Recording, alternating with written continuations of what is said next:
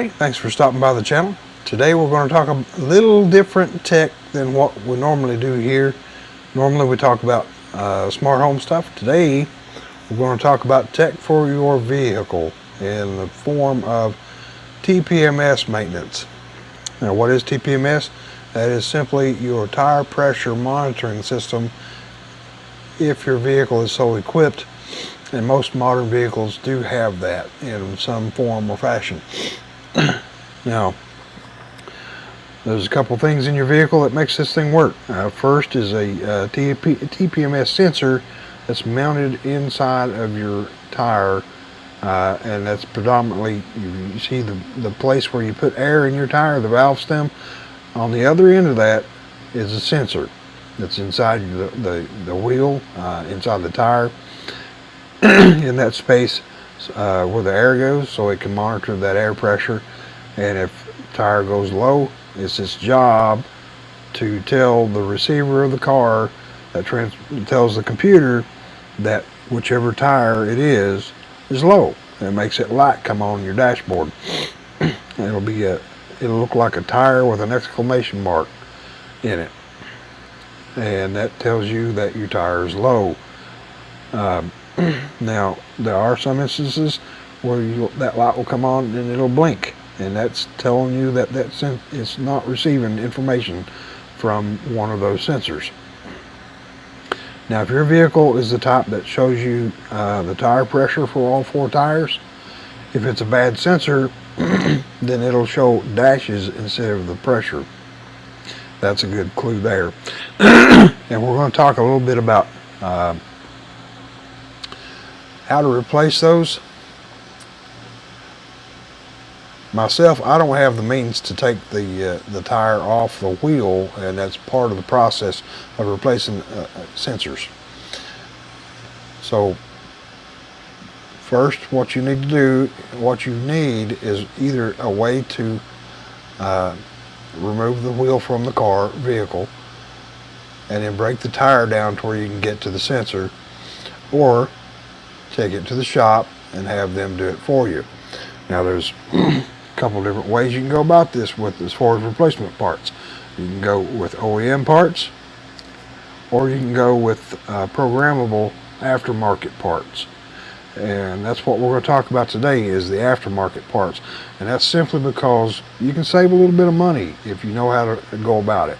If you have a way of breaking down the tire yourself and removing the sensor, you can definitely save quite a bit of money that way. Another way to save some money is if you have to have tires replaced on your vehicle for whatever reason. That would be a good time to talk to whether you're doing it yourself or if you're having it done at a tire shop. Talk to the people that's replacing the tires for you and see how much they would take to replace those sensors while they're there. I got lucky. I had to have tires put on my car. My car is a 2014 model, so the sensors were the original sensors that came with the car. They're almost 10 years old, and these things run off of a CR2032 battery that's meant to not be replaceable. So I talked to the people up there that was putting my tires on. I said, how much would you take to put these sensors in? I've already got them. They're programmed. They're ready to go. All you got to do is put them in the place where they belong. And they said, well, we will ordinarily replace your valve stems anyway as part of the procedure to put new tires on your vehicle, so we wouldn't charge you any extra. So I got lucky. OEM sensors for my car is about $50 a piece. The sensors that I bought, and we'll get more into detail about the brand and all that stuff a little bit here in just a minute, were about $30 a piece. I bought a little small programmer for about $61. A pack of 4 of the sensors was $119. So I spent a little less than $200 to have my sensors replaced. And also, I got a programmer to boot, so if I need to replace another one, now that I've switched to these sensors, I can probably do it myself I can program the sensor and then just swap it out and reinflate the tire and be done. So what do we got? The company called Autel. They make all kinds of diagnostic tools and things of that nature for various purposes, mainly geared towards garage mechanics, but they also make TPMS stuff, and that's what I got was the Autel MX Sensor. Now there's a couple of versions of these. There are these, and I like these a little bit better than the other version because these are the newest ones, and I'll tell you why here in a minute. And then they also have the MX Sensor 1 sensor. This is a little bit older sensor, and the reason why I like the other ones better is because of the way they connect. The valve stem connects to the sensor. Now this is the newer one. This is what they look like. And the way they connect to the valve stem on these is there's a little push button right here. You push that button and you can remove the sensor entirely from the stem to make installation a whole lot easier. These come with the newer ones come with a steel rod that you can insert through this hole. It goes all the way through, and that gives you something to hold on to while you tighten down on this screw cap. This comes off, the washer comes off, this gets inserted where your old valve stem used to be through the wheel, so the valve stem comes out and you can put air in the tire. Then the washer goes on, and then the screw cap goes on, and then you torque it down to the specified torque poundage for your vehicle. Mine was, I think, 8 foot-pounds. So that's how that works. And then when you get the valve stem installed, then you just re-clip the sensor. No problems. Now, this is the 1 sensor, the older version. It has a Torx 20 screw right there that whenever you that you unscrew that, then you can pull the valve stem off and install it. It doesn't come with this one didn't come with the steel rod to insert through there to give you something to hold on to put your torque on the screw cap. Then you reinstall your Torx 20, screws right back onto the shaft, and then you're done with the installation.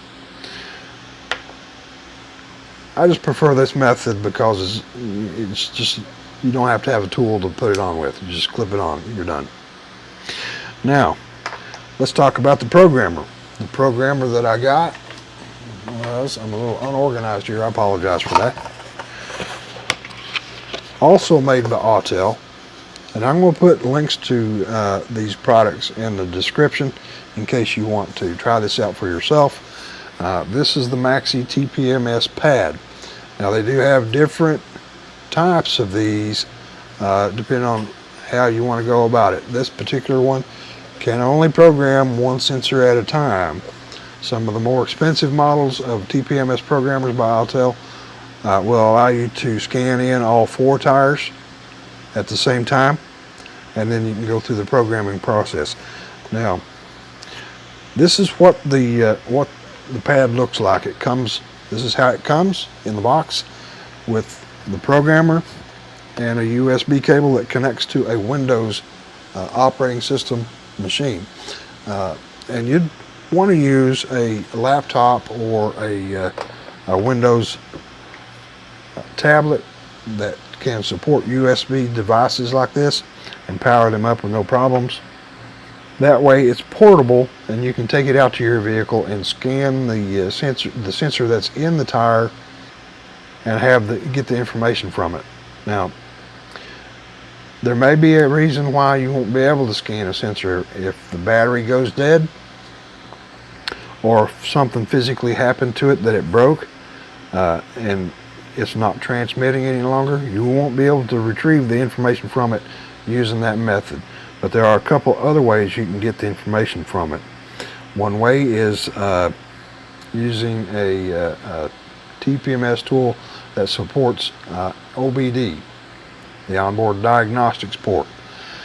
You can plug, if you have a tool or get a tool that supports that. You can plug it into your OBD port on your car or truck, and have it scan the car's information, and it'll get the sensor IDs that way.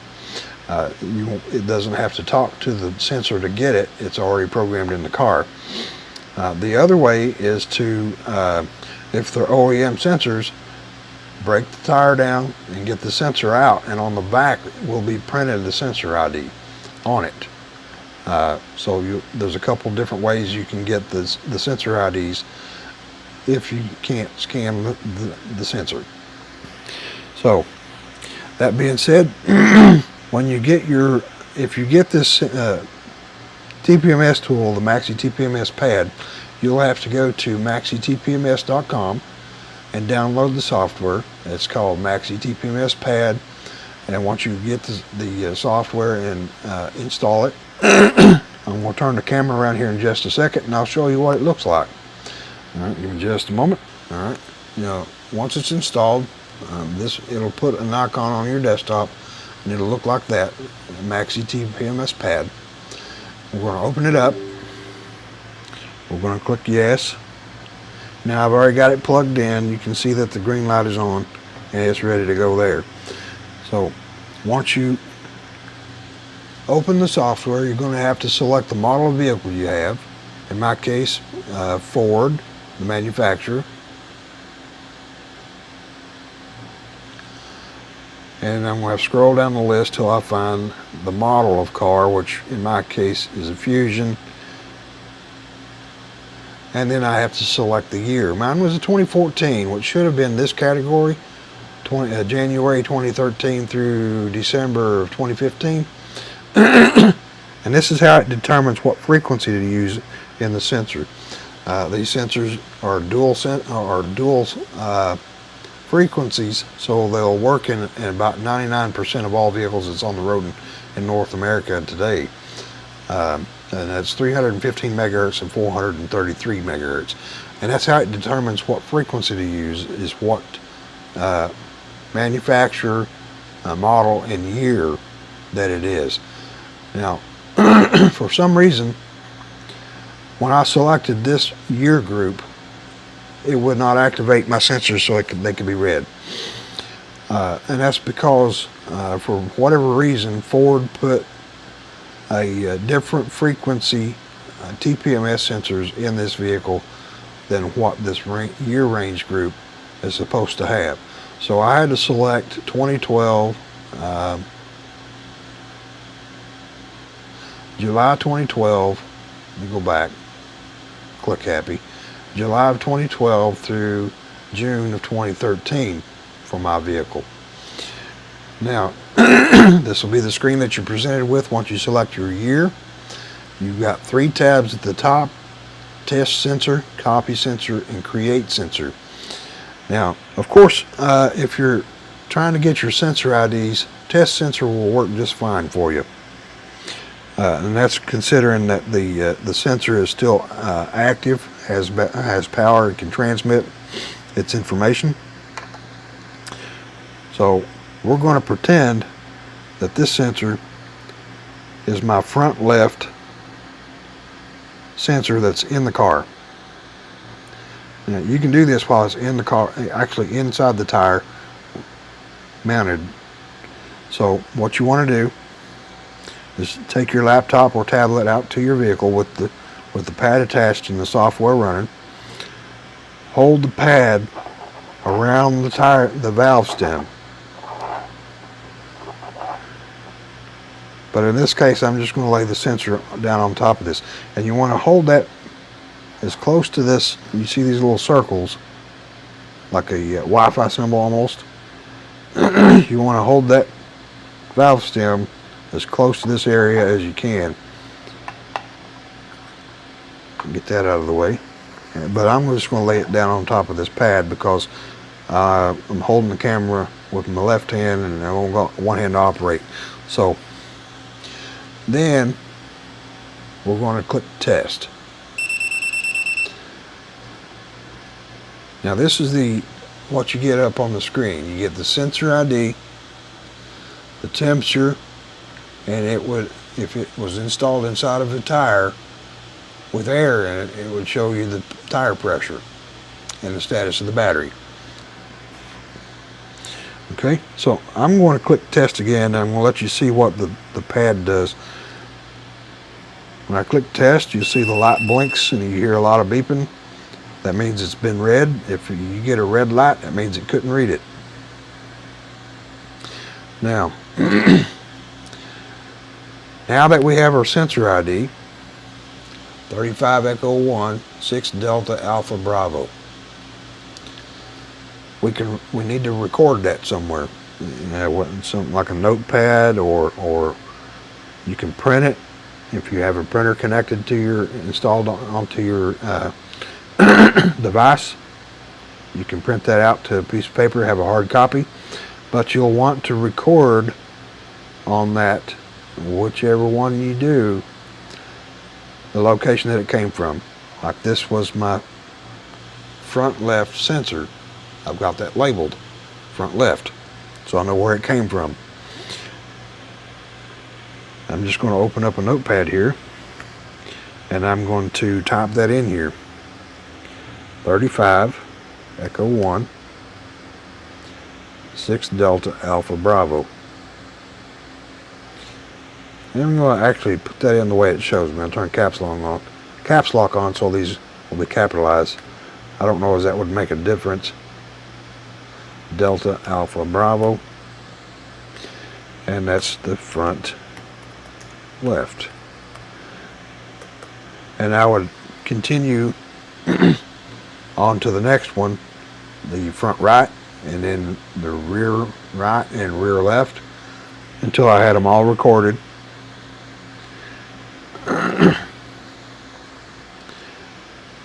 And that way, because basically what these are for, these are blank. The new one is blank. There is no sensor ID in there.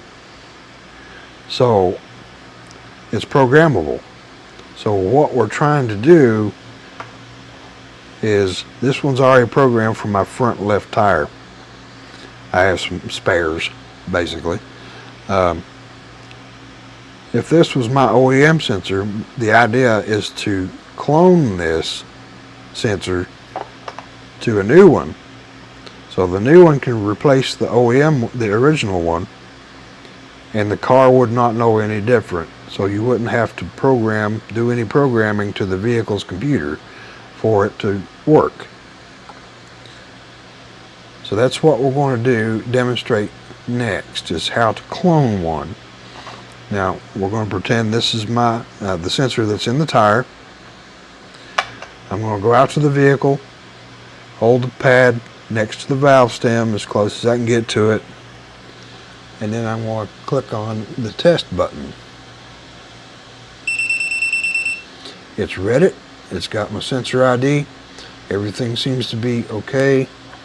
So now I'm going to take off, move away from my vehicle, get my new sensor, put it on the pad just like that, and then I'm going to click program.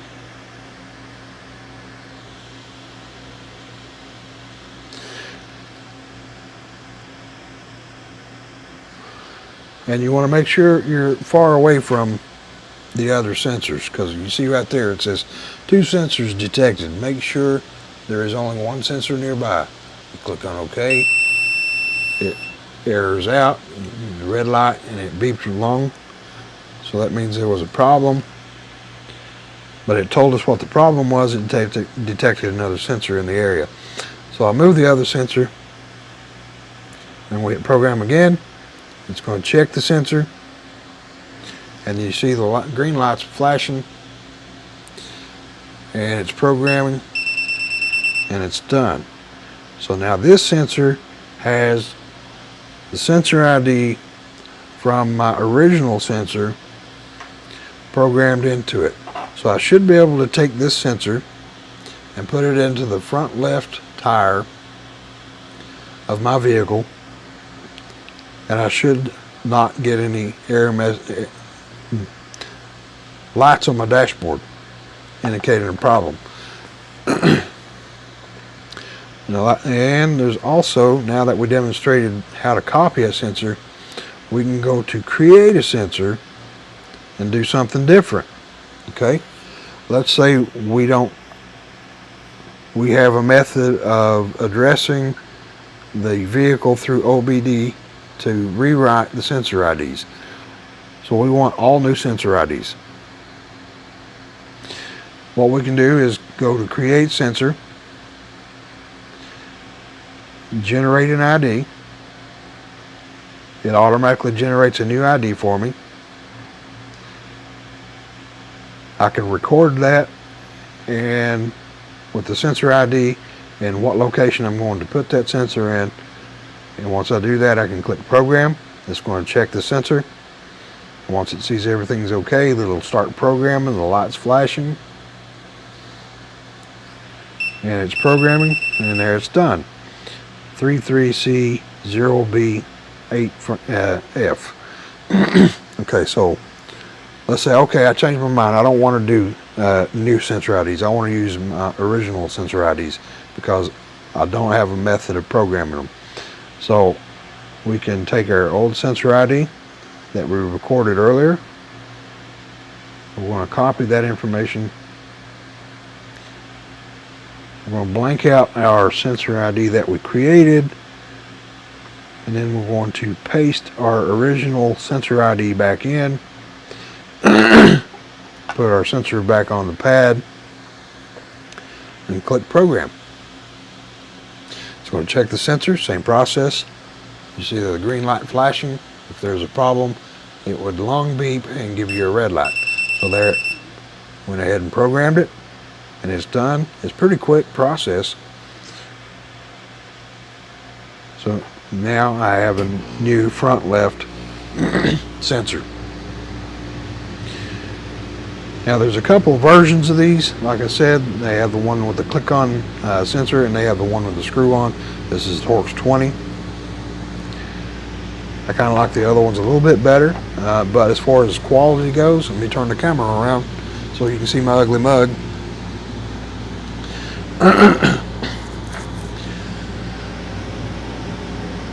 Everything that I've shown you seems to be of really good quality. I've not seen anything from Autel that I didn't like as far as equipment goes, tools and accessories like the TPMS sensors. The material seems like really good, solid built material. I had my sensors put in probably about a week ago. I've not had any problems out of them. I scanned my sensors yesterday just to check on them. And everything's doing fine.